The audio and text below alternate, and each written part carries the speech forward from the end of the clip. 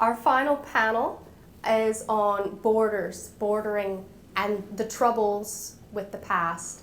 And Lord knows the border has caused no small amount of trouble. I met him once, and he was very apologetic for it. Though, to bring us to the conclusion of the day here, we have our wonderful panelists, Peter Leary, the Vice Chancellor's Research Fellow in History at Oxford Brookes University, Matthew Gault, PhD candidate in Anthropology at Queen's University, and Lisa Claire Whitten, a Research Fellow in the Department of History, Anthropology, Philosophy and Politics, or as I like to call it, my happy place. And I'm sure they never get tired of that, at Queen's University, Belfast. And her research examines the long-term impact of Brexit in Northern Ireland and on Northern Ireland. So we'll be exploring all of those different nuances of where we are today in the rapidly changing context of new salvos to rescue the Northern Ireland Protocol. And we'll start with you, Peter. Thank you very much. Thank you, Rebecca. Thank you, Jonathan, as well, for the invitation. Thank you to all of you for being here and everyone who is watching. A decade ago, on the 19th of May 2012, during the inaugural year of the Ireland's Decade of Centenaries, a different kind of ceremonial procession commenced in Britain with the arrival of the Olympic flame at Land's End in Cornwall. With 70 days to go until the opening of the Summer Games in London, the torch was scheduled to be carried by relay to every corner of the host nation, taking in such iconic sites as Stonehenge, the White Cliffs of Dover, and the Giant's Causeway. After making its way up the southwest coast and a whistle-stop tour of Wales, the flame arrived in Liverpool and set to sea, reaching Belfast on the 3rd of June. Such is the myth that has since congealed around the 2012 Olympics in some British circles in particular, that it is possible to forget the deep austerity that characterised the period and the bitter opposition it provoked. Yet, despite a close encounter with dissident Republican protesters angered by the heavy police presence on the Derry leg, it does seem that this particular luminary was generally well received. In retrospect, however, what happened next seems somewhat peculiar.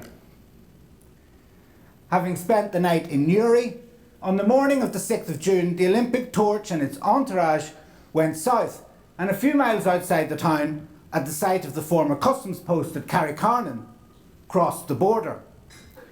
In the presence of local dignitaries, an Irish wolfhound and some fancy dress Celts, Belfast-born Protestant Wayne McCullough ceremonially transferred the flame across to Dublin Catholic Michael Carruth, the two boxers having both won medals while representing Ireland at the Barcelona Olympics 20 years earlier in 1992, the last year the customs controls had been in operation. Lord Sebastian Coe, head of the London Organising Committee, wore a green tie for the occasion. After an official welcome from the President of Ireland, Michael D. Higgins, the flame was carried into central Dublin for a hurried itinerary almost worthy of a Christy Moore song. Sonia O'Sullivan, Paul McGrath, Enda Kenny, and the GPO on O'Connell Street with Jedward. Pat Hickey, then still President of the Olympic Council of Ireland, described it as a way of celebrating peace in Northern Ireland. Job done, the Olympic caravan moved on, returning back across the border to Belfast, before embarking what most observers in 2012 considered to be the thorniest section of its journey, a tour of Scotland, where the long build-up to the 2014 independence referendum was already underway. This border-hopping interlude to a celebration otherwise internal to the United Kingdom state reflects the complex, often ambiguous relationship between North and South, as well as that between the two islands.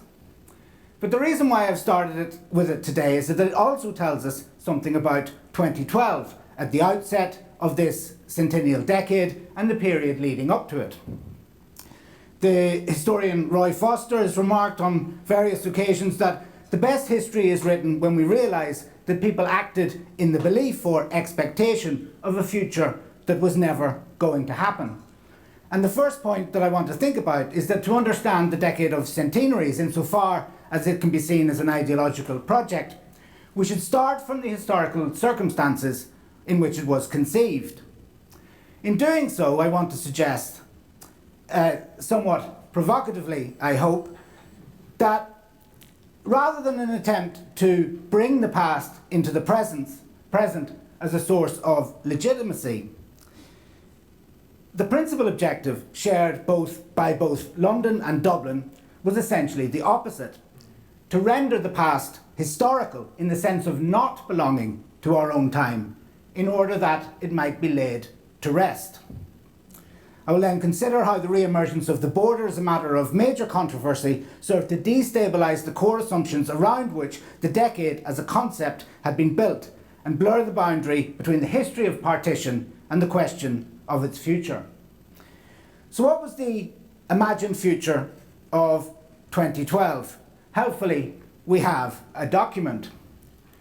On the 12th of March that year, the then Taoiseach Enda Kenny met his British counterpart, Prime Minister David Cameron, at Downing Street in London, after which they issued a joint statement entitled British-Irish Relations, the Next Decade. Its opening line gives us something of a flavour. The relationship between our two countries has never been stronger or more settled, as complex or as important as it is today. The preamble elaborated the relationship between the two states and their citizens, citing history and geography, business, politics, culture and sport, family and migration. It noted that both were partners in the European Union and firm supporters of the single market, and with the rest of the document organised around such worthy headings as accelerating recovery, growth and job creation, Northern Ireland from peace and reconciliation to reconciliation and prosperity, addressing global challenges and working together in Europe, we have a fairly detailed and rather sunny picture of this future that was never going to happen. The section on the Decade of Centenaries is also worth quoting. 2012 also marks the beginning of a decade of centenary commemorations of events that helped to shape our political destinies. This series of commemorations offers us an opportunity to explore and reflect on key episodes of our past. We will do so in a spirit of historical accuracy, mutual respect, inclusiveness and reconciliation. But we want to ensure that this is a decade not only of remembering but also looking forward, a decade of renewed and strengthened cooperation between our two countries. The cornerstone of all of this was the use of the word settled to describe the British-Irish relationship. At the press conference that followed, David Cameron underscored the point, telling journalists that because there's basically stability in the affairs of Northern Ireland, because Northern Ireland is stable, the relationship between Britain and Ireland is going to a new level. If you think of former occasions when Prime Ministers and Taoiseachs have stood in this room or indeed in a room in Dublin, we would have been talking about political processes, prisons, parades and policing. Instead of this, there is another P, which is an entirely positive agenda. With partition apparently no longer a matter of contention, and the P of the protocol not yet a glint in Boris Johnson's eye, it was time to draw a line under the past. 2012 belongs to what, from this remove at least, we might think of as the period bracketed by the Good Friday Agreement and the Brexit referendum, with the agreement itself a product of the world of the 1990s. The fall of the Berlin Wall in 1989, the iconic border that seemed to define the post-war international order, followed by greater European integration and expansion, the North American Free Trade Agreement and similar arrangements elsewhere, seemed to open up a new era for transnational capital. Multinational corporations and US-dominated global institutions were the future. History, having ended in Francis Fukuyama's now infamous formulation, was a past with which we might be forced to reckon, but in the West at least, no longer something we were living through. In this context, Ireland's border conflict initially seemed anachronistic, but not long after the disappearance of the customs posts with the creation of the European Union in 1993, the ceasefires and 1998 agreement brought almost 30 years of violence largely to a close. At the time, Prime Minister Tony Blair expressed the hope that now we can try to put our histories behind us, try to forgive and forget those old enmities. And notwithstanding the subsequent problems alluded to by David Cameron in the passage cited earlier, it seemed that what Fukuyama called this isolated part of post-historical Europe was moving irreversibly towards the continental norm. On the border, checkpoints and other military infrastructure was removed, cross-border bridges were rebuilt, and roads long sealed by the British Army were reopened. The narrative of the peace process can be traced along the high wire of political negotiations, the Good Friday, St Andrews and Stormont House agreements, and the establishment, suspension or collapse of various executives. On the ground, for those within border communities and beyond them, it was facilitated also by a variant of what historian Guy Biner has described as disremembering, implying a disinclination to remember. With people and things able to move more freely than at any point since 1922, it became possible to pass from one political jurisdiction to another, from Belcoo into Blacklion or Derry into Donegal, while forgetting or neglecting to remember the troubles of the past, or even that a border had been crossed. The act of passing a torch across the frontier from Protestant into Catholic hands could quietly acknowledge the existence of partition while avoiding major controversy by symbolically asserting that it need not any longer function as a barrier. 2016 became a defining year for the Decade of Centenaries, but not as many expected and some had feared, because it marked the centenaries of the Easter Rising or the Battle of the Somme. Although it had featured little in the debates leading up to the referendum on British membership of the European Union that June, the outcome of the poll thrust the Irish border and border question, or more recently we might say border questions, to the forefront of contentious relationships on and between the islands. If Brexit marked a turning point after several decades in which the British and Irish governments had been moving ever closer, especially in their approach to the north of Ireland, the return of disputes about the border to popular public consciousness reversed another related trend, especially in the south. In his 2007 book, Luck in the Irish, Roy Foster describes the cementing of partitionism and the institutionalising of 26 county nationalism as the dominant theme of Irish history in the last 30 years of the 20th century. In this upbeat account, convergence between Dublin and London is coupled to a growing gulf between politics and people in Northern Ireland and the Republic, the history of the latter having recently gone into fast-forward mode, while the former remained stuck on repeat. Although, as Brian Hanley has shown, the origins of this divergence were complex and cannot be attributed alone to history writing or rewriting, it was clearly evident within that field. The outbreak of sustained conflict in the north in the late 1960s and the revulsion it produced in some Irish intellectual circles contributed to which Margaret O'Callaghan, who spoke earlier, has called a silence around the issue of partition on the border, excessive attention to which was deemed to be unhelpful. In her 2006 article, Genealogies of Partition, she cites both the example of Geoffrey Hand, whose pioneering work on the Irish Boundary Commission, published in the early 1970s, was politely ignored for the following 30 years, and her own experience of mentioning her research on the same topic to be greeted with the question from a colleague, why did she want to go digging up all that old stuff? Yet just over a decade later, as the centenary of partition approached, a new Taoiseach, Leo Varadkar, by no means a pronounced nationalist or anti-partitionist, would identify the possible imposition of a hard border as an existential threat to the Irish state and Ireland as a whole. It was possible, as to use Rebecca's words from earlier, to talk about partition once again. Dominic Bryan has described commemorative rituals as important sites of group cohesion, or as Victor Turner would phrase it, communitas, that are laden with symbolic practice and great potential emotional power. While this is certainly true of individual acts of commemoration, Easter parades or the laying of wreaths at a war memorial, by design the Decade of Centenaries has much in common specifically with rites of passage, coming of age, reaching maturity, a society crossing the threshold or the border between history and post-history, or between a past in which certain things were possible and a future in which they should no longer be. As theorised by Turner amongst others, the liminal stage, the moment of transition, is fraught with danger as alternative possibilities present themselves.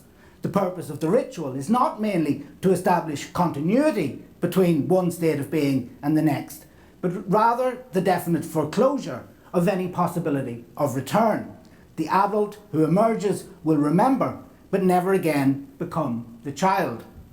This same desire to preserve the past while partitioning it off from the present and the future has recently been thoughtfully articulated by President Higgins under the concept of ethical remembrance. Drawing on the work of Israeli philosopher Avishai Margalit, ethical remembrance urges the adoption of a model for forgiving that combines a commitment to remembering past events and their role in constituting who we are, with an effort to detach those memories from the memory of the emotion in the sense of reliving it. Leaving aside whether the memory of the emotion and the memory of the event can effectively be decoupled, or the history of the emotion, as historians are increasingly concerned with. This approach presupposes a clear distinction between past and present of the type that the passage of a century might afford. However amicable that might be to difficult and contested memories of episodes confined within the revolutionary period, it is harder to apply to partition and the border. The oft-repeated soundbite that there must be no return to the borders of the past implies a history that is living and might come back. To suggest this is not to assert some unchanging connection between the Irish people and their history. In the same period, the Civil War division, at least as it has been officially expressed for much of the past century, has been displaced, with Fianna Fáil and Fine Gael now sharing the government benches in Leinster House, being genuinely based on positions taken in the past rather than the policies of the present. It seems unlikely to reassert itself as the major fault line in Irish politics, with or without the intervention of ethical remembrance. In contrast, the uncanny return of the border question and the opening up of new cleavages along its line has compelled all parties to remember partition as an ongoing and salient reality. In his famous thesis on the philosophy of history, critic and philosopher Walter Benjamin, who also had a brief mention earlier, urges historians to stop telling the sequence of events like the beads on a rosary, and instead grasp the constellation which our era forms with a definite earlier one. If partition and the border, the ultimate outcome of Ireland's revolutionary years, have come to dominate our very recent past, they did so not due to the passage of a century, but rather through the dynamic interaction between these two periods. The ongoing presence of the border transgresses the temporal boundaries of a commemorative programme that sought to package a series of events a century ago and has instead come to haunt, trouble and unsettle its own centenary through its still unanswered and contested central question. Is partition something that happened 100 years ago, that like an artefact or archived document can be taken out, admired or admonished, analysed and put away again? Or a transitory state of separation on the island that perhaps is already coming to an end and might be better commemorated once it is over? Thank you.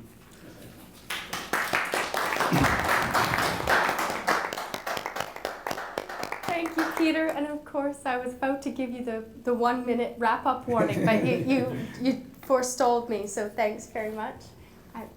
Matthew, thank you. Okay. So, good afternoon. In this paper, I want to question the idea of a shared history as a basis for reconciliation and building relationships, and we'll go a bit further down and I'll question the notion of a shared history existing in the first place to begin with at all. But to do this, I want to show how notions of history and place are developed in County Fermanagh, particularly by the Innocent Victims constituency represented by the victims group, the South East Fermanagh Foundation, which from here on I will refer to as SEF because it's less of a mouthful, and by the non-mainstream Republicans, particularly the 1916 societies, which are sort of growing in numbers in the area. And look at how the memory of the conflict in and about Northern Ireland has been projected back onto the events surrounding partition and the subsequent campaigns along the border. History in Fermanagh is not usually told by giving dates. Rather, it is set in place through storytelling and in some cases through physical memorialisation. Both groups, while sharing the same geographical area, have different stories and placemaking practices, which then create a different landscape and make them live in sort of very different places that may be in the same space. Far from being a shared history, the creation of the border and the narratives around it are a source of ongoing conflict between social groups. The past is selectively remembered and forgotten to serve contemporary political needs of each group. The remembrance of these centenaries along the border in County Fermanagh cannot avoid being shaped by the legacies of the Troubles that followed them. So I'm just going to very quickly go over the background of the Troubles in Fermanagh. So it's roughly a sort of 55, 45, 10 split between Catholic, Protestant and other. And that sort of remained consistent throughout the Troubles and into today. Generally, the areas closer to the border are larger Catholic populations, and more inland is predominantly Protestant. And like most of Northern Ireland, it had a civil rights movement in the 60s and 70s, who the local Protestant storytelling would have associated with a IRA front. The first conflict-related death didn't occur until 1971, and before that there was little overt physical violence in the country, but there was the sort of structural state violence existing. By the time the IRA called their ceasefire in 1994, 115 people had lost their lives. Republicans were responsible for the most of these, and roughly 95% of IRA killings remain unsolved. So in 2006, CEF, the Victims and Survivors Group, began using the term innocent victims to describe those who were injured or killed during a Troubles-related incident and were not members of a prescribed, or in their terminology, terrorist organisation. They also would exclude members of the security forces who broke the code and committed criminal acts, which allows them to sort of get around some issues relating to collusion, where they say this person broke the law, therefore we're not going to represent them as a victim. But if they were a soldier who was patrolling along a road and got blown up by a culvert bomb, then they would still be considered a victim in their sort of ideological framework. By 2013, they'd founded the umbrella organisation Innocent Victims United, which sort of drew together all the groups in Northern Ireland and now further afield that more or less followed that similar conception of the past. In 2004, CEF created a memorial to the victims of terrorism in South Fermanagh, which was later renamed the Victims of the Innocent Victims of Terrorism in South Fermanagh. Again, just that language evolved over time. The memorial lists 55 individuals, 43 of whom died during the conflict in and about Northern Ireland. Another 11 names died during the 1920s, Operation Harvest, and there was one individual who was killed in 1961. The memorial acts as a centre point for CEF's annual service of reflection, which is on Armistice Day, and that's sort of linking it back to the core community that the organisation comes out of, which is a predominantly unionist community within South Fermanagh, although they have since widened as they've expanded across Northern Ireland. And it ends their border trail educational tours. The border tours are advertised as telling the true story of terrorism in County Fermanagh, or South Fermanagh, depending on which border tour you go on, there's 4. And like much storytelling in Fermanagh, it's not told chronologically, and you're not given dates unless you really push people for it. The tours and commemorations make no distinction between those who were killed by the IRA in the 1920s and those who were killed by the Provisional IRA in the 70s, 80s and 90s. Throughout the conflict in and about Northern Ireland, the security forces and border Protestants faced cross-border raids from the IRA, with very few loyalist reprisals, and tit-for-tat killings generally didn't occur. There are cases in the early 70s, but after the early 70s it wasn't a feature. To border Protestants, this made it seem like a campaign of ethnic cleansing, particularly when the last Protestant shop owner in Rosslea was shot and the village's Protestant population dropped to single figures, where it has remained at least until the 2011 census. We don't have the most recent census yet. This is the context in which the innocent victim ideology emerged. However, it does not necessarily sit well when pushed back onto the events of 1921, which is where they tell the story of the legacy of terrorism from partition to the present day, in which in local Protestant storytelling focuses on the IRA killing 3 men, one of whom was a member of the newly founded B Specials. The attacks and the attacks on a number of Protestant farms. What is often absent from these stories is the attack on the village of Rosslea a month prior by a loyalist gang, itself a response to an attack on a Protestant shop owner. The tit-for-tat killings of the 1920s do not really fit well with the Troubles model of the population, and that's kind of why they get left out and forgotten from the storytelling to make it fit into the narrative. While on the non-mainstream Republican side, the 1916 Societies marked the 98th anniversary of the death of Commandant Matt Fitzpatrick in 2020. At his graveside, the orator stated that the bullet that killed Matt Fitzpatrick is the same bullet that killed Seamus McIlwain and the same bullet that killed James Connolly. Listeners were encouraged to continue their resistance to both the British and Irish states and the wider capitalist system. The oration wove together the struggles of Fitzpatrick, who died in a shootout with the B Specials in Clones during the period in between the War of Independence and the Irish Civil War, and those who took up arms during the Troubles, like Seamus McIlwain, who was killed in an SAS ambush. Both, they argue, died to set Ireland free, and neither died for the Ireland we have now. What the Ireland we have now would be to a man in the 1920s versus a man who was killed in the 80s. Arguably not going to be the same vision of the future, especially when one of them was in the same IRA brigade as a man who went on to be a blue shirt. His commander was, I can't remember his name right now. I think it was Owen O'Malley. Yeah. Their stories turn the border into a place of resistance and conflict between British and Imperial forces, and they flatten the historical political differences between those doing the resistance. The British bullet remains the same, and the Republican volunteer remains the same, even when used to justify present-day political actions which may not have fit with the ideology of the past. So history and place in County Fermanagh itself, these different stories create a different place. The stories being told and shared by communities turn spaces into place. Every group in Fermanagh has its own stories and thus its own sense of place, which, while existing in the same space as other groups don't. So the Rosslea, where the last Protestant shop owner was murdered by the IRA, for Unionists is not the same Rosslea as the one that was burned in the 1920s for the Republicans. They may be the same village, but they're not the same place. And the histories of those places for each community isn't the same. Glassy argues that the place is going to be space rich enough to provide travel for the mind while the body sits still. Space so full of the past that it forces people to become responsible for the present. The past in Fermanagh isn't shared, so the futures that are being pushed for by those pasts are going to be different, and until we can find a way to sort of reasonably discuss those notions, we're not going to be able to achieve any notion of sort of consensus or reconciliation.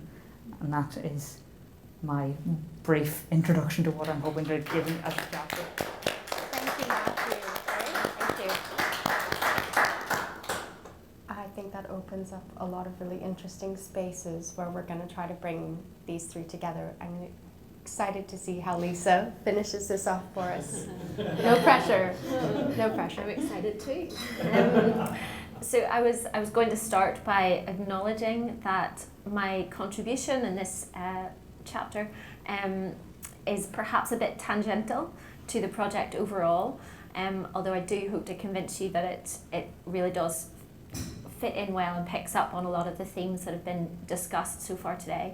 And that said, I actually feel more affirmed based on this panel, which is testament to the good construction of the conference and the day by Rebecca and Jonathan. I've been reflecting a little bit just throughout the day and other presentations on what that feeling is that this is a tangential contribution, and how it sits in relation to the intimidatingly impressive other contributions. And I think how I would frame it is that this work looks at events in the latter half of the Decade of Commemorations through the lens or from the basis of Brexit and events associated with it, rather than the reverse, rather than looking at events of Brexit through the lens of, rightly, the Decade of Commemorations, as with Brexit being a kind of unforeseen and unsettling external factor. I very much invite input on all of this and on that framing, including it. I'm also perhaps feeling just a little bit of an imposter syndrome, and I feel I should confess I am not a historian. I come from the background of politics and law.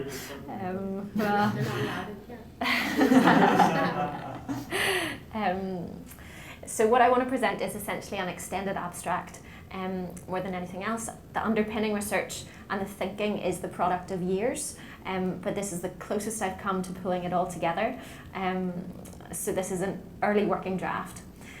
And the title of the chapter, working title, is The Brexit Echo Chamber, an exploration of the use of historic discourses on the Irish question and its troubles in the process of the UK withdrawal from the EU and the Decade of Commemorations. So nice catchy, classic academic. It begins with the not very insightful but quite clear observation that Northern Ireland's central and contested position in the process of the UK's withdrawal from the EU, Brexit, has resulted in this rhetorical re-emergence of the complex problem that poses questions about the feasibility and direction of the Brexit project, namely Northern Ireland. But that idea of Northern Ireland and Ireland as a problem or a question is not new. The Irish question being a trope that can be traced back to the 12th century, even earlier on occasion, and that terminology gaining particular prominence in British political discourse between the early 19th century and the early 1920s. And I am aware I'm living on the edge here because I'll casually skip through historical complexities in a room full of academic historians. But I ask for your grace on that. Following the Treaty of 1921, the concept and the language of the Irish question really passed out of common parlance in the British context. And for much of the first 5 decades of its existence, Northern Ireland was this infrequent byline of UK histories in particular. Arguably that remains the case. But after the collapse of the Stormont government in 1972, and as Matthew's work reflects, Northern Ireland really re-emerged as, in British political discourse, as this particularly troubling problem. 1969 to 1998 conflict, being known as the Troubles, Northern Ireland almost became synonymous with an intractable problem. Fast forwarding to the extensive discussion about Northern Ireland in the context of UK withdrawal from the EU, of recent years, and the Irish border question, Brexit's Northern Ireland problem, we see very clear echoes of historic discourses on questionable Ireland, problematic Northern Ireland, and the framing of both as this overly complex and therefore intractable phenomenon, which is where the title idea of the Brexit echo chamber comes. And it's the supposition of this chapter in this research that the discursive construction of Northern Ireland in the Brexit process and the concurrent narration of its origin and its history in the Decade of Commemorations are linked. And what the chapter does, essentially, is set out a comparative study between the language and the politics of Northern Ireland in the Decade of Centenaries and the language and politics of Northern Ireland in the Brexit process. There's a potentially endless amount of relevant material that's available for both, in both contexts. So in the analysis, I'm going to narrow the parameters slightly. I haven't actually spoken to Jonathan and Rebecca about this, but with their blessing, do as you will. You're in charge. I would focus on the centenary commemorations of partition and the foundation of the Northern Ireland state, and mostly on the latter stages of UK-EU withdrawal negotiations in the process, that's ongoing at the moment and was particularly ongoing at the time around May 1921 when the official date was put forward for commemorating centenary, and the entry into force of the protocol in January 2021, feels like 1921, and the still unfolding drama that followed that. Although there is also some drawing in on some of the earlier language in the Brexit process as well. The chapter is also particularly focused, not exclusively, but particularly focused on the role and the discourse of UK authorities and actors in the UK government, essentially because I think it's the best case to see the comparison and contrast how the two Decade of Commemorations and Brexit are being understood. As it has already been made so clear today, and in more developed terms than I'm going to use, when we look at the language and events, particularly around the Northern Ireland centenary, you can see it's clearly infused by present political contestations in and over Northern Ireland in the context of Brexit.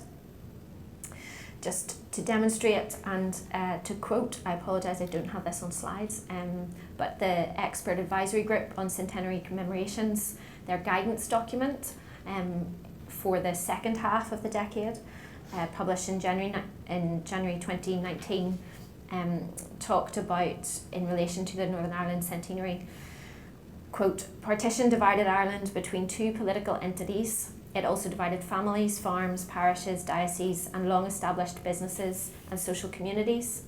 The division reverberates to this day. 20 years after the Good Friday Agreement, new stresses have been brought about by Brexit and continued political division. In the context of ongoing Brexit negotiations, there is a renewed interest in the border and its history, and this should be informed by historical evidence."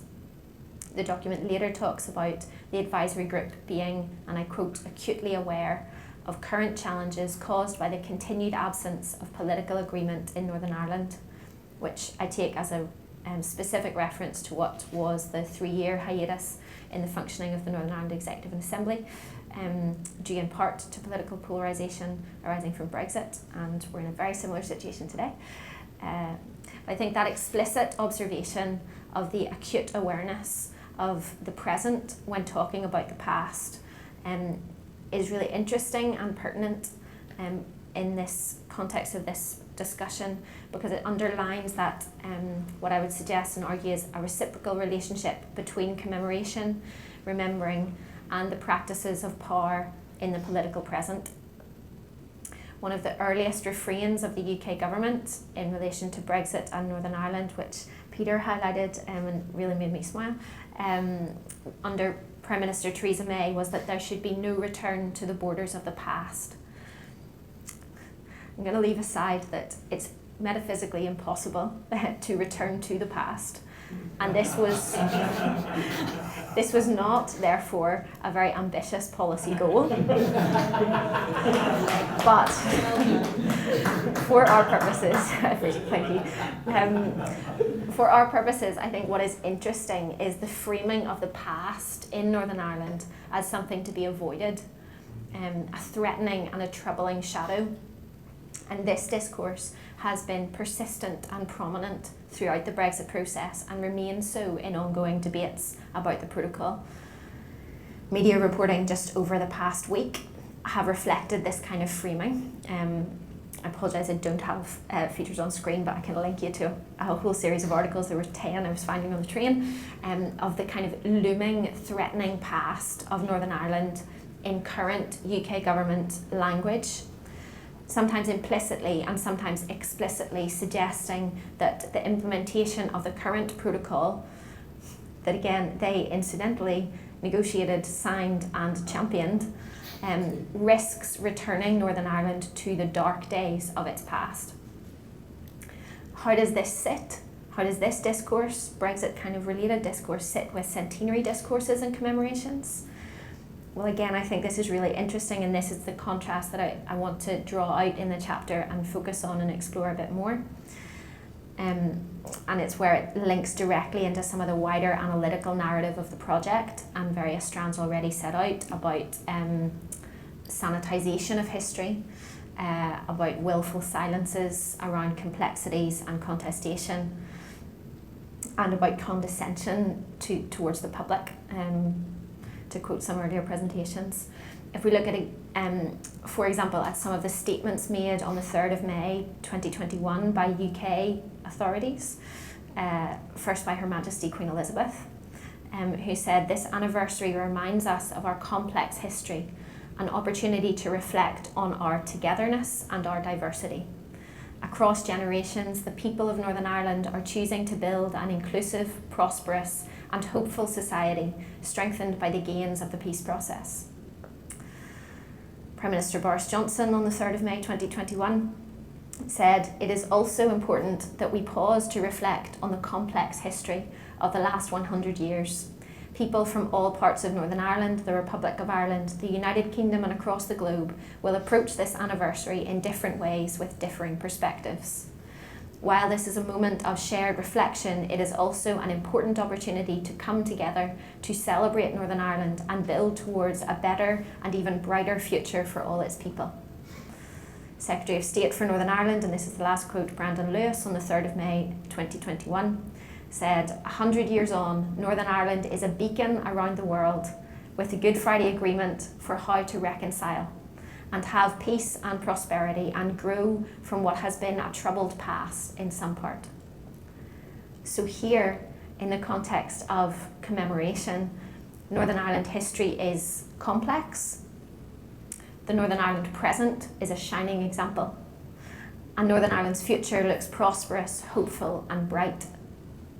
Set that alongside the UK government language concerning Northern Ireland in the context of Brexit, and there is a very clear tension.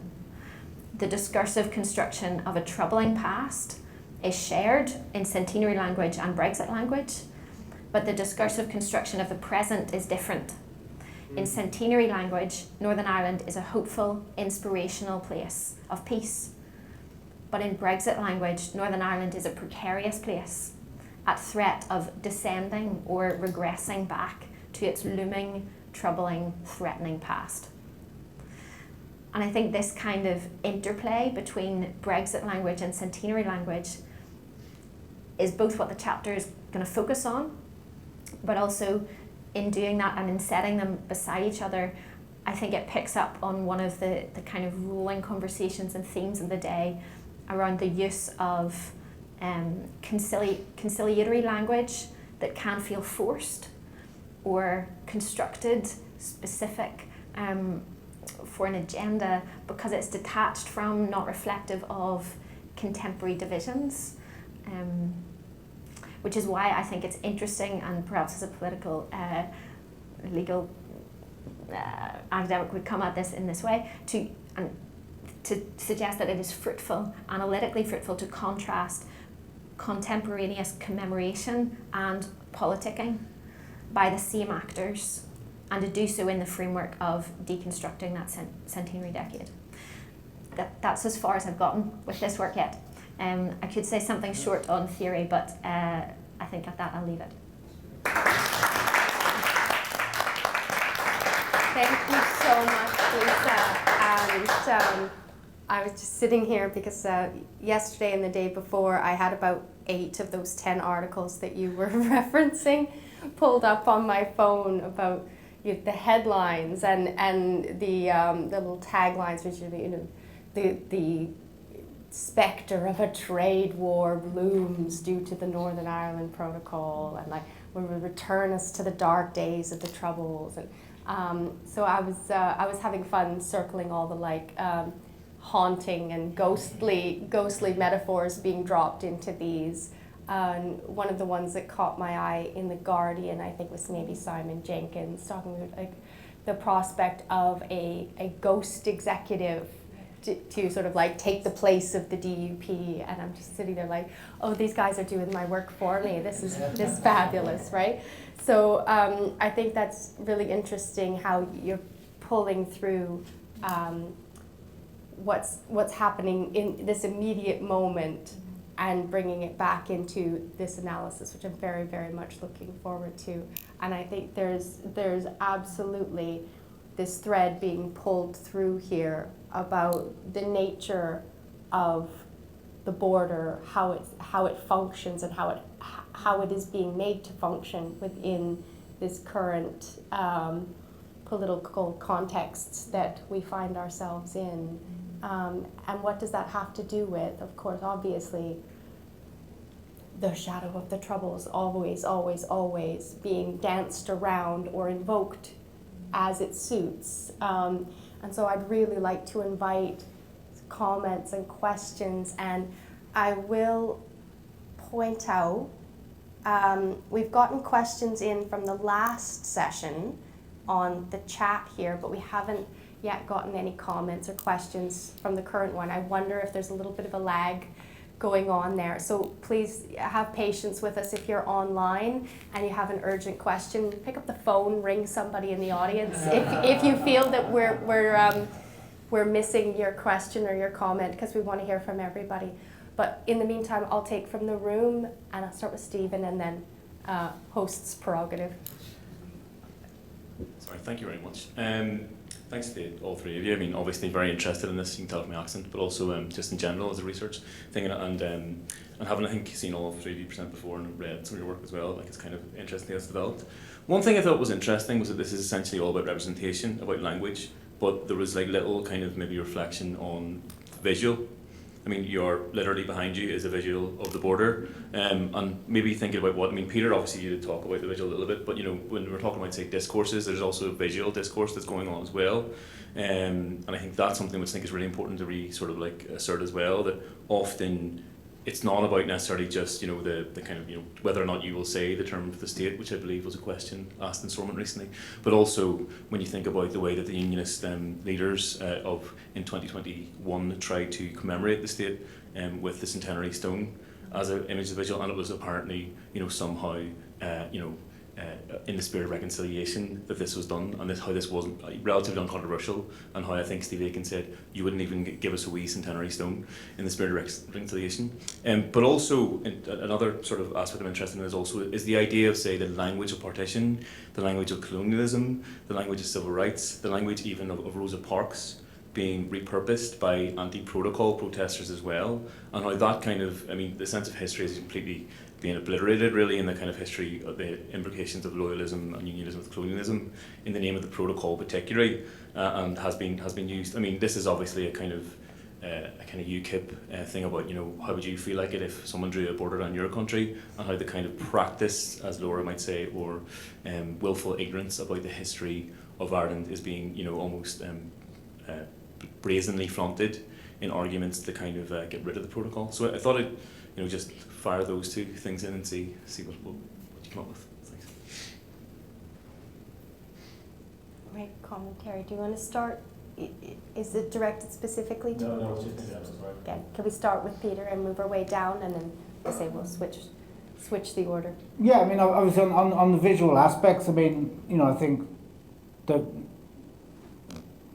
image and this, you know, you mentioned the sort of the map itself and how that's represented, whether we see the dismembered Northern Ireland or increasingly you see this state without, you know, on television reflection. So there's a sort of red line down the Irish Sea. Yeah. You know, so there are those representations of space in the framing of it, but also the sort of the symbolic visual symbolism of crossing the border, the passing the torch that I started with, the sort of the old customs posts, even the things of the changing of the post boxes from red to green and that kind of thing. That, you know, the border is very much you know, bound up with these signs and symbols that are often connected to local knowledge that people can read, and people know where the border is, and you know, and you know, those less familiar with the area don't know quite where they are, and, you know, going back from the 20s right through the 50s and so on, of various officials being befuddled by, I've one court case, I think it's in the 30s, that centred around the location of a particular stream, and where the back legs of a particular horse had been when various punches were thrown, and it was actually central to whether someone who had smuggled eggs and punched a guard in the 26 counties, or whether the guard had tried to carry out a totally false arrest on a man who hadn't smuggled anything at all because he was still in Northern Ireland. So these signs that people can pick up and that are familiar with, that are sort of rooted in the local in the local landscape, are very important. And that's obviously before you get on to the points that you make, which I'll let you do, but I mean about the landscapes of memory, conflict, the meanings of particular sites, which actually predate, as you know, from Glassy and so on, predate partition as well, Mackin Hill and all these kind of places. The other point was about the repurposing of, like, say, oh yeah, which is a much bigger thing actually as well. Right, goes back to the beginnings of Brexit. We're breaking free from the empire, of the European Union. So it sort of percolates down from the kind of the British discourse that it's some kind of anti-colonial struggle against the EU. But then, yeah, this is the, I mean, I absolutely agree with you. The sort of attempts to kind of repurpose the loss of privilege or threats to certain types of privilege as actually a form of victimization, or and that of course has a long history, going back to just the crowd, but the DUP holding John Hume. Yeah, sorry, just the DUP Yesterday holding John in Hume in the Parliament yesterday as well. yeah. So well, I don't know. I mean, I don't know what to say about it, but I recognise the phenomenon. But yeah. So I suppose, on the visuals of the border and commemoration, I think there's, especially in Fermanagh, there's quite a lot of sort of visual markings of the border. There's the sort of remnants of the security infrastructure, which now are not most of them, a good few of them are nice flat areas that have been turned into cross-border boot seals, car boot seals and things like that. And then there's linked into the storytelling, there's the thing like there's the memorial to the border busters down by Connolly, which is sort of right on the border, and it's a big JCB digger, which is a really difficult memorial to actually understand at a distance, and even when you get up close and read the little plaque, it's not much clearer. And but I think it's sort of the visuals, the importance of the visuals changes with the contemporary politics as well. The border busters, when we were still going to have a land border controlled by cameras and stuff on an area where you don't get Wi-Fi and you don't get any of that sort of thing, when that was going to be it, the Border Busters Memorial, all of a sudden it was an RTE, and there were German news stories and there was everything, and then all of a sudden it's the sea border, and now nobody talks about my favourite memorial in Fermanagh because it's so strange, but it vanishes. So, and then that's because the stories surrounding it don't have the same political cachet anymore. So the visual and the storytelling and the landscape are all kind of interrelated to each other, and they do wax and wane. And that's not just a sort of a Fermanagh border thing, that's a commemorations and memorials more broadly. And if a memorial doesn't have sort of sustained engagement, it doesn't have any capital or cachet with a community, and it can sort of fade into the background. And I mean, I don't know where people live, but think about how many statues you don't notice in your town and things like that.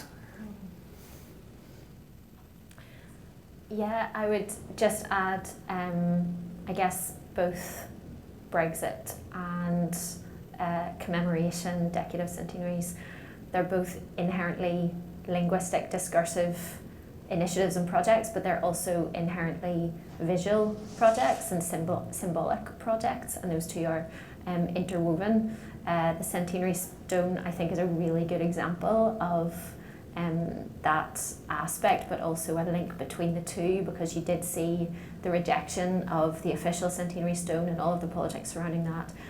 A counterfactual question, would that have happened if it wasn't for the Brexit polarisation and that broader context? But also then you did see a loyalist protest stone being erected and then removed. Again, the kind of political moment that Northern Ireland loyalist and unionist ideology and identity is in at the moment, that protest putting up a stone very much links in with the protests of marching on streets and putting up banners. It's they're not in, they're inherently linked, and so I think we could write a whole other chapter on the visuals, imagining and imaging of Brexit and the commemoration. The other thing, just on historical revisionism, I mean, we could be here from now until next week to go through all of it, but you're absolutely right, so spot on. And in the context of Brexit, around protocol and the broader project around historical revisionism and historical omissions for Britain's role and the reconstruction there, it's a really important dynamic to draw out, I think. I was just going to, for once, abuse my chair for a second. I was thinking a lot, though, about in terms of visual elements of the discourse in particular, where an awful lot of what we might broadly term like the counter-hegemonic forces to the official line on Brexit or regarding the protocol and the border, that's been in many ways through memes and like protest signs and like graffiti. I remember being in Belfast in 2020 and like just going around and like snapping pictures of these little like signs tagged to the lampposts, or like there's like bathroom graffiti that I was like, this is fabulous, and why isn't Boris Johnson reading this? He needs to be here in this loo, apparently, right? Like, so I wonder, there's a space there. When you're obviously writing a chapter, you have to create your own borders in what you can focus on and what you can include. But I think there's very much a space there for like, where is the resistance to those official narrative U-turns and the gaslighting?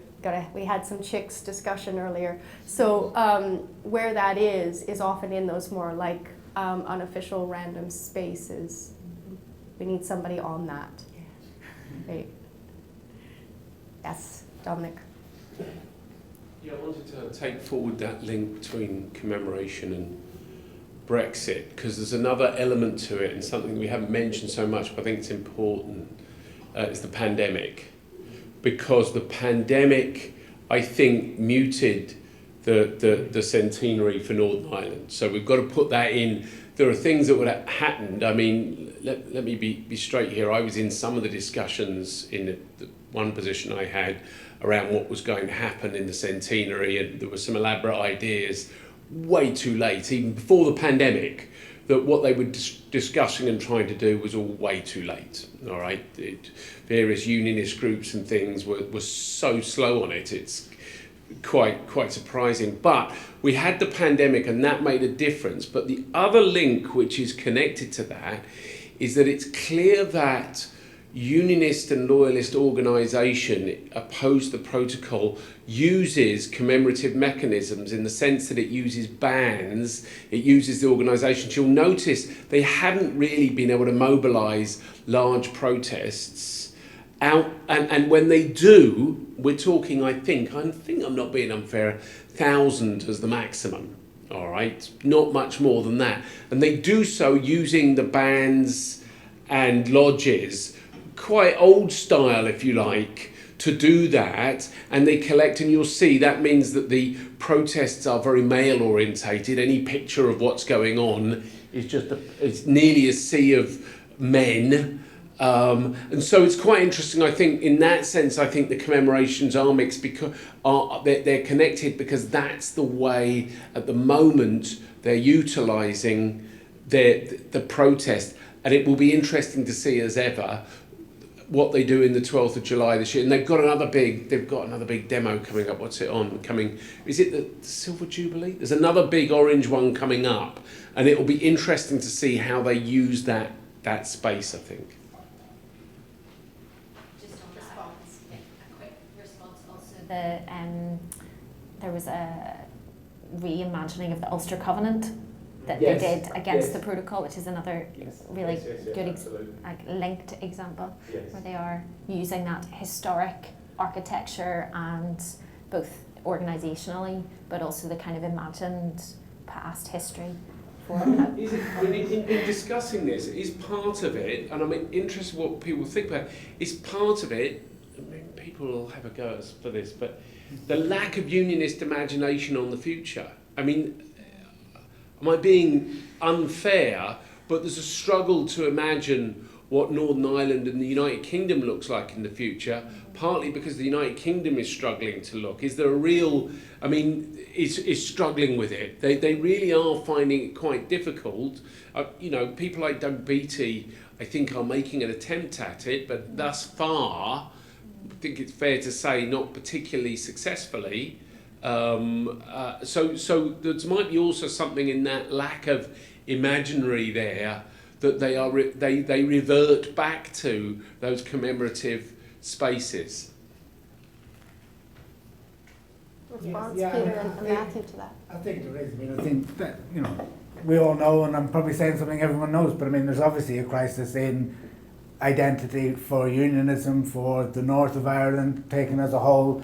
You know, for me, I think the Brexit debate, what's interesting about it, it's done two things. One, it's sort of fractured the bipartisan hegemonic project around the British and Irish governmental relationships, and that's opened up cracks in which other things can emerge. And one of the things that's become visible, I think, through that crack is how far certain of the sands on which partition was built have shifted in a century. So the unionist movement, the movement around which Northern Ireland was constructed, found itself in a minority, first on the European issue itself, and then in a series of electoral polls, and will probably do so in the, you know, as we go forward in the census and all, and so on. You've had the election of now Sinn Féin as the largest party, and the loss of that, you know. So what does it mean?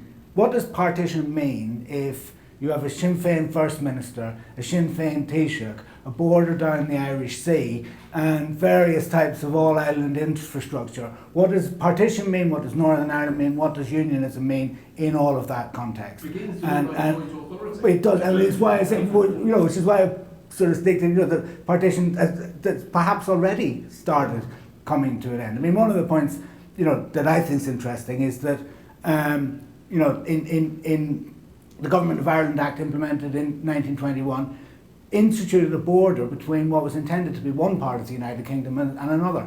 Northern Ireland and Southern Ireland, as described under the Government of Ireland Act.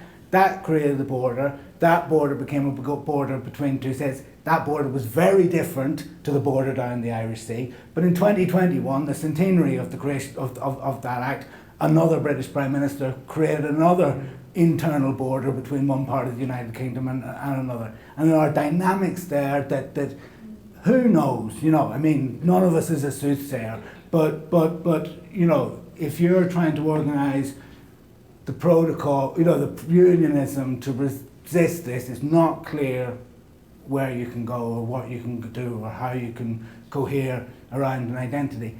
And you can, yes, fall back on these commemorative touchstones, whether it's, you know, the band culture, the Orange Lodge, the UVF, you know,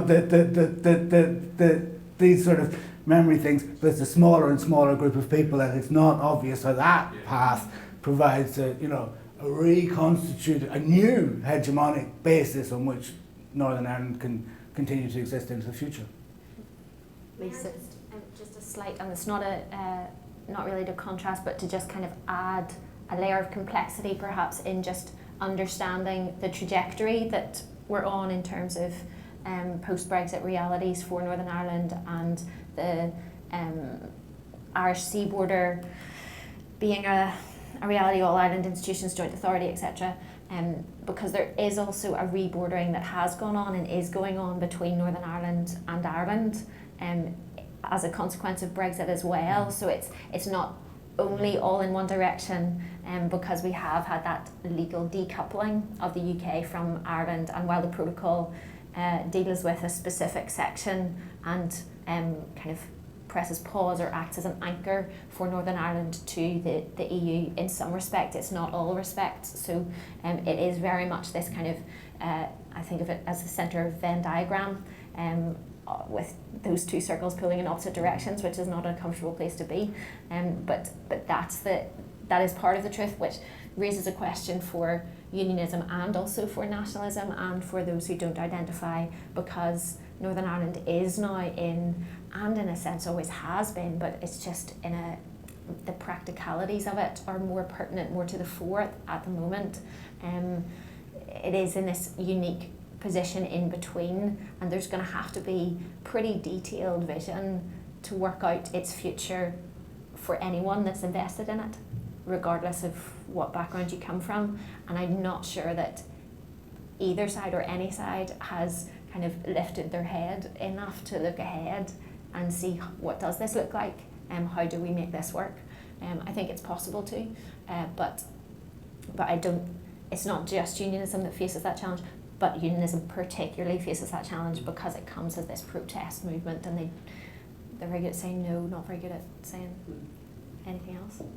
I suppose I'm going to do a bit of an awful thing where I'm going to jump back to a question everybody's probably forgotten now, and then answer some of Dom's questions on top of that. So, just on the idea of the visual, the border, where you were mentioning about sort of things going on, there's a sort of performance as well as the resistance to the border, where they were between 2017 and I think maybe late 2018, groups in Fermanagh were, and I think also in Armagh, were doing fake border posts and border checks, some of them in truly bizarre places. Like there was one in the middle of the village of Brookes, which I don't know how many people know where Brookes is, but it is about 15 miles inland from the border.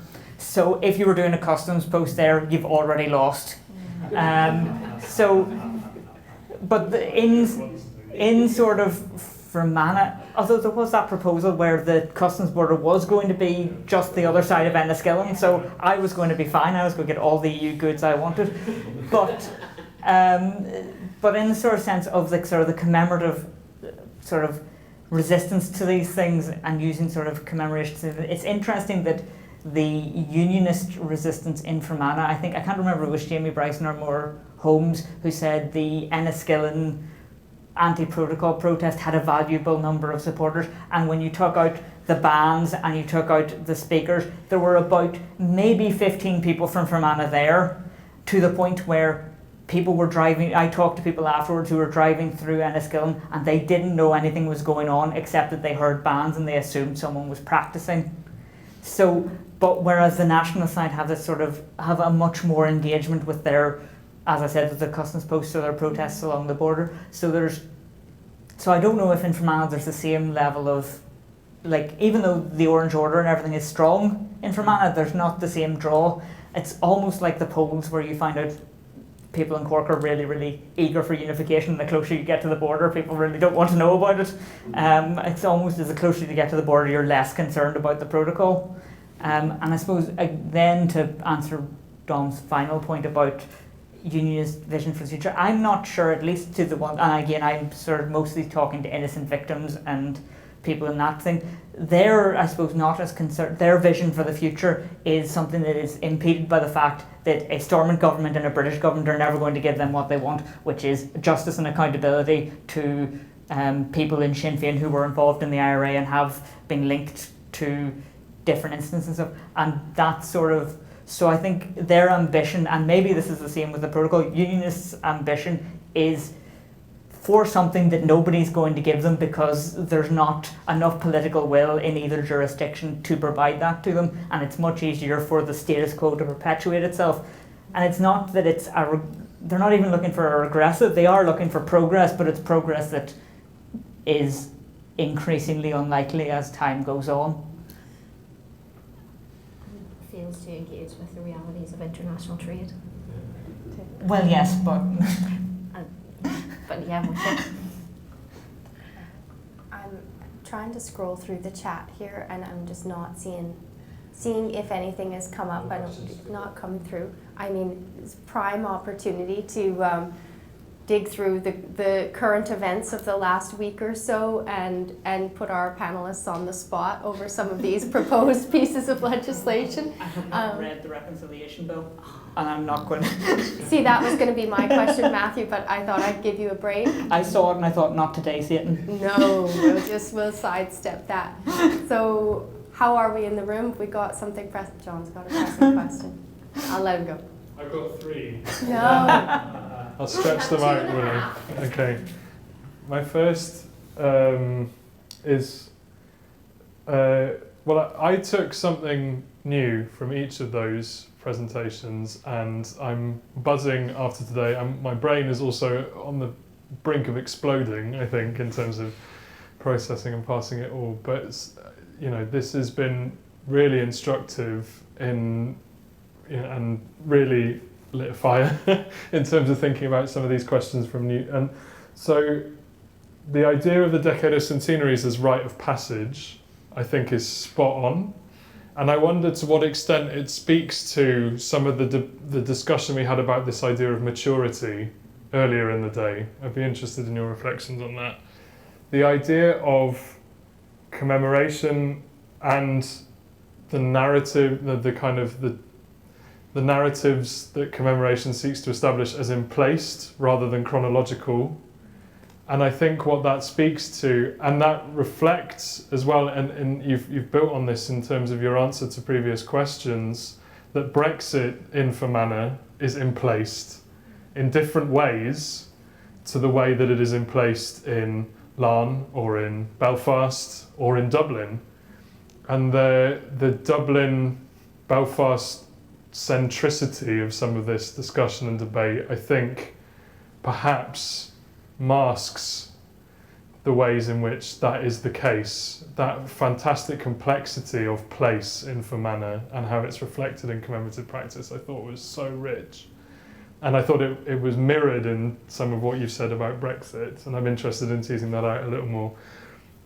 And then in terms of what you're saying, Lisa, it strikes me that tension is like spot on, right? That like Northern Ireland at the moment is crap and also brilliant, basically, is kind of, and the underpinning thing there is muscular unionism, right?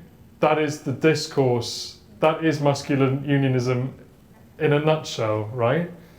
And that's the two projects in Northern Ireland that are both sponsored by the British state contemporaneously are the, shadowboxing around the protocol and the centenary of Northern Ireland, both with these, like in some respects, polar opposite messages about Northern Ireland, but both underpinned by this muscular attempt to reassert Northern Ireland's place in the Union, and more generally to try and hold the Union together from the centre as its peripheries spin off in other directions. And I wonder to what extent, I guess, you think that that's what's underpinning what's going on in terms of that kind of,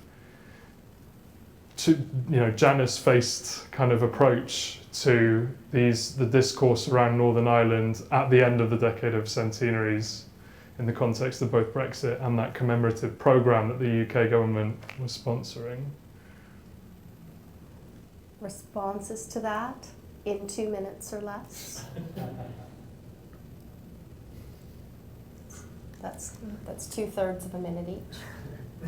Okay, I will go very quickly. So yes, I think Belfast and Dublin centricity beyond Brexit and into a lot of commemorative discussions and everything else is a issue that we have not thoroughly grappled with. In terms of sort of Brexit, if you look at the map there,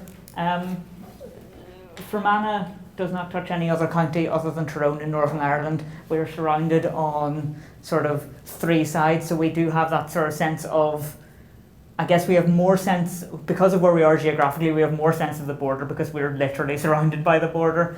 So I think that also plays a role in this emplacement. I'm sure there's a lot more I could answer. Maybe we'll leave it for the pub afterwards, because I think I've used more than the 2 minutes. Yes, well, on the specific question to me, I think it's absolutely bound up with. Obviously, I hadn't heard that paper when I was sort of thinking this through, but it's kind of bound up with that. For me, that sort of reaching maturity, the moment, the liminal moment, the opening up of alternative possibilities, and I think that the government's motivation was we must occupy this space and control this rite of passage, or others will. Militant Republicans, but really Sinn Féin will come in and will benefit from that electorally. Also the pub. And just if I might just jump in on the other questions, I just think that the partition is in place, right? So partition, that is the division of our ancient island for some other part of the country, is different from the partition that goes to your house or your village or your farm. So in somewhere like Fermanagh, partition itself is in place and everything that arises from that. And on the muscular unionism, I think that is the other thing. If unionism can't reconstitute a hegemonic project around Northern Ireland, the other possibility is the potentially frightening vista that Margaret O'Callaghan talked around earlier on. The British English national-centred British conservatism could just collapse the Good Friday Institute or work with unionism to bring them down, reassert its sovereignty across the, or could seek to do that. But I think that's a possibility. Yeah, just to piggyback off the back of that, I think muscular unionism, one of the tensions arises because Northern Ireland has always, in a sense, I would argue, been the exception that disproves the rules about what the UK state is and how it understands itself. And so you see that tension between wanting to centralise and control powers and create that narrative around a unitary state, and also implement the realities that these different jurisdictions are diverging and always have been divergent in the case of Northern Ireland. I also think it's interesting just to draw a parallel, and you've actually heard me monologue on this before, between the political dynamic of that and the policy dynamic of that, which you see really kind of played out between the UK internal market, centralising force, and Common Frameworks Initiative, divergent force. And I think that's just quite interesting in terms of the politics and the political explanations of the contradictions.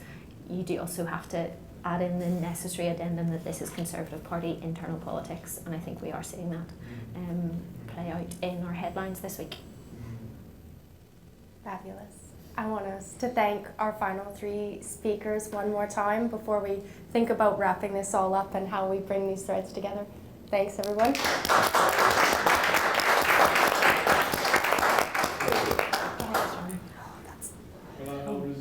I had the front very briefly.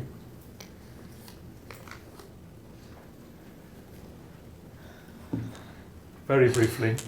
That was the Guardian yesterday. Yeah. So meanwhile, the next thing he says is still the face unionist for the British Prime Ministers. I'm conscious that no one was ever criticised for bringing a day-long workshop to a close early. So in that spirit, I just want to thank all of our speakers again for contributing, to everyone who's been able to join us here today, for everyone who's been participating online as well. And it's been said throughout, in a way that I ran out of time to flag at the outset, that the intention is that these contributions will form the basis of an edited volume, Deconstructing the Decade of Centenaries, Commemoration and Future Politics. And do watch this space as we seek to advance that project, to tie all of these threads together, to look at the ways in which the Decade of Centenaries, its discourses, its practices, have interacted with, served to shape and been shaped by these much wider, bigger and epoch-defining political questions that we have been here teasing out today. I don't know if you have any thoughts, Rebecca, before I finally wrap things up. I'll be super brief, but the thing, of course, I have 4 children, and I've watched in Canto many times, some of them against my will, in the last while, but of course I'm sitting here with the refrain from "We Don't Talk About Bruno" going through my head this afternoon. Thanks for that. And I'm going to just drop that for everyone, because what we're talking about here today, and talking around and in and through and calling up, is everything that the Decade of Centenaries adamantly doesn't want to talk about, and will tell you it doesn't want to talk about. We're not going to talk about the Troubles. We're not going to talk about mother and baby homes and the Magdalen laundries. We're not going to talk about the inherent imperialist violence at the core of the foundation of the state. We're not going to talk about what it means to have a revolutionary movement that we're going to celebrate, but not that one. We're not going to talk about us versus them. We're not going to talk about issues of homophobia or racism or misogyny and, every single one of these. We're not going to talk about the Irish language, but we're definitely going to include a misspelled version of it on a wall somewhere. We're not going to talk about the RIC or the thing that we attempted. We're not going to talk about the names on the wall that are now discontinued. And what I think has been so profound for me here today, and that I want to thank all of you here and virtually, is for speaking those things into existence here in the room and calling up those contradictions. And they're all there. They're all built into this project. They're all dancing around it in these ways that we can only benefit by making them really, really uncomfortable for everyone else and ourselves. So thank you so much for being here. And thank you for giving me a reason to leave Canada after 2.5 years and to come back and be here with all of you. It's weird, isn't it? Because we kind of put pause on these conversations almost exactly two and a half years ago, and here we are picking them up, right which back is up. really exciting. There's been a lot of chat on the socials, as the kids are calling them these days, about the production values of today's event, and I want to talk about them in not a massive amount of detail because I want to go to the pub, but I think that I've noticed, a trend whereby we seem to be moving too quickly to unlearn some of the lessons that we learned over the duration of the pandemic. And events like this, hybridity done well, I think is a really important thing for us to maintain. It's facilitated the participation of speakers in today's event who otherwise wouldn't have been able to be here. And it is an important way in maintaining the accessibility of these conversations. And I think that it's something I'm very passionate about, and it's something that I'm very grateful to having had the opportunity to work with Alan in ensuring. Which is all a roundabout way of saying, for those asking, Alan Meeban's services are available at very reasonable rates. And are fundamental to ensuring that events like this meaningfully include audiences both in the room and out with. And I just want to thank Alan, as well as all of our speakers, my partner Maya Thomas for our visuals also. And I'm sure there are others that I've forgotten, but do watch this space for more on as this project continues to evolve. So thank you.